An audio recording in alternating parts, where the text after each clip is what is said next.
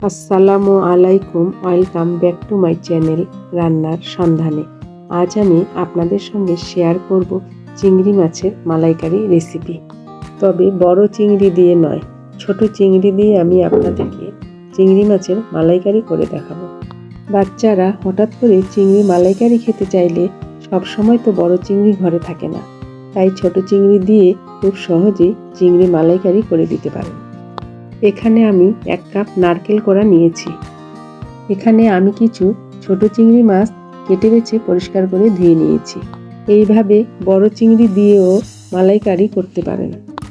এবার দিচ্ছি 1/2 টেবিল চামচ লবণ, দিচ্ছি 1 চা চামচ হলুদ গুঁড়া, দিচ্ছি 1 চা চামচ মরিচের গুঁড়া। এখন সবগুলো ভালোভাবে মেখে নিতে হবে। এবার হাত দিয়ে চিংড়িগুলো ভালোভাবে মেখে নিয়ে এক সাইডে রেখে দিচ্ছি। আমি নারকেল কোড়াগুলো গরম পানিতে কিছুক্ষণ ভিজিয়ে রেখে ঠান্ডা করে তারপর ব্লেন্ডারে ব্লেন্ড করে নিয়েছি। এখন ছাঁকনির সাহায্যে ছেঁকে নিচ্ছি। আপনারা চাইলে এটা শিলপাটাও বেটে নিতে পারেন।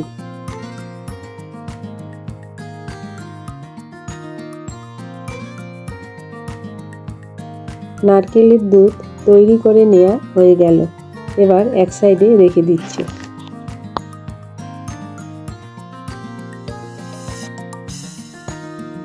এখন চুলায় একটি ফ্রাই প্যান বসিয়ে দিয়েছি। দিয়ে দিচ্ছি পরিমাণ মতো সরিষার তেল। তেল গরম হলে দিয়ে দিচ্ছি মেখে রাখা চিংড়িগুলো। চিংড়িগুলো নেড়ে চেড়ে হালকা করে ভেজে নিব। চিংড়িগুলো বেশিক্ষণ সময় নিয়ে ভাজা যাবে না, তাহলে শক্ত হয়ে যাবে। চিংড়িগুলো আমি হালকা করে ভেজে নিচ্ছি।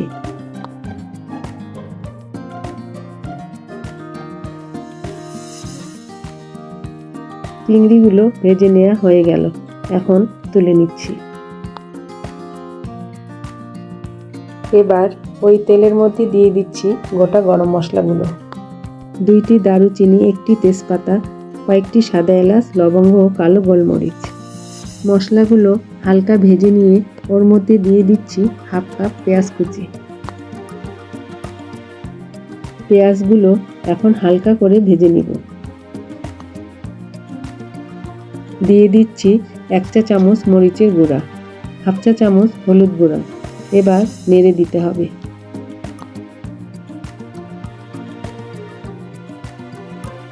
দিয়ে দিচ্ছি 1/2 কাপ পেঁয়াজ বাটা।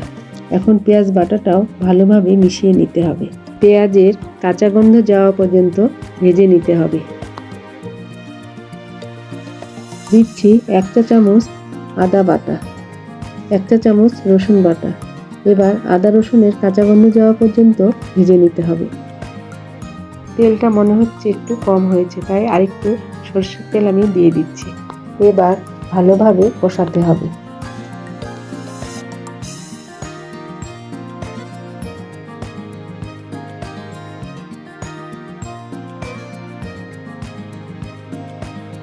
দিচ্ছি 1 চা চামচ ধনিয়া গুঁড়া, 1 চা চামচ জিরার গুঁড়া।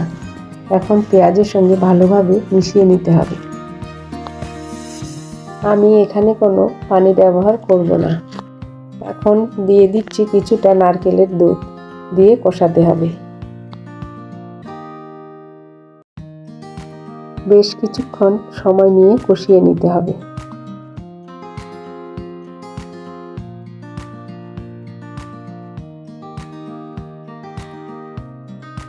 এবার দিয়ে দিচ্ছি ফেটানো টক দই 1 কাপ। এখন টক দইটাও মশলার সঙ্গে ভালোভাবে মিশিয়ে নিতে হবে।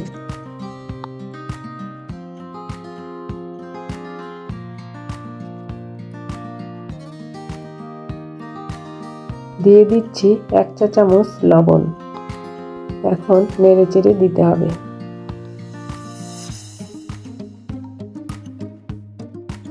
এবার দিয়ে দিচ্ছি ভেজে রাখা চিংড়ি মাছগুলো। এখন চিংড়ি মাছগুলো মশলার সঙ্গে ভালোভাবে মিশিয়ে নিতে হবে। চিংড়িগুলো ভালোভাবে নেড়ে চেড়ে দিতে হবে। এবার দিয়ে দিচ্ছি বাকি নারকেলের দুধটুকু, দিয়ে নেড়ে চেড়ে দিতে হবে।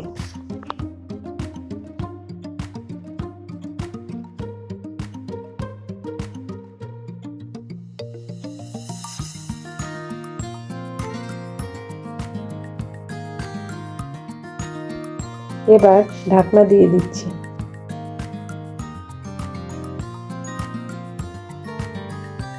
কিছুক্ষণ পর ঢাকনা তুলে আবারও নেড়ে দিচ্ছি।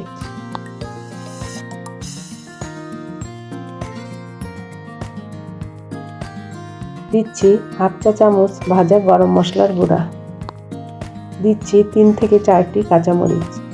এখন হালকাভাবে নেড়ে দিচ্ছি। দিচ্ছি 1 চা চামচ চিনি, দিয়ে আবারও ঢাকনা দিয়ে দিচ্ছি।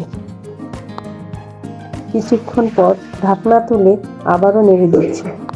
এই মালাইকারি পরোটা, পোলাও ও ভাতের সাথে খেতে খুবই ভালো লাগে। দেখেন কি সুন্দর উপরে তেল ভেসে উঠেছে, আর গ্রেভিটাও বেশ ঘন হয়েছে। তৈরি হয়ে গেল আমার চিংড়ি মাছের মালাইকারি। আশা করছি আজকের রেসিপি আপনাদের কাছে ভালো লাগবে।